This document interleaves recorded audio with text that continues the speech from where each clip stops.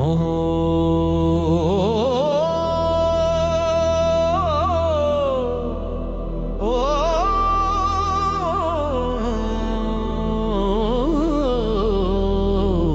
जमाने में नरकासुर नाम का एक राक्षस रहता था।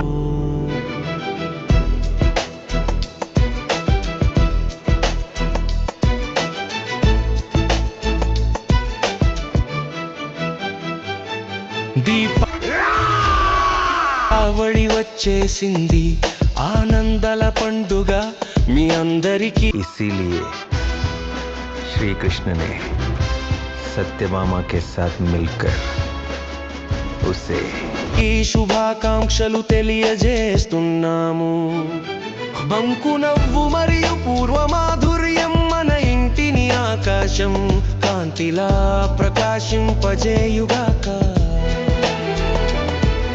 పటాకులు మరియు స్వీట్లతో ఆనందాన్ని పంచండి। మనందరి నుండి దీపావళి శుభాకాంక్షలు।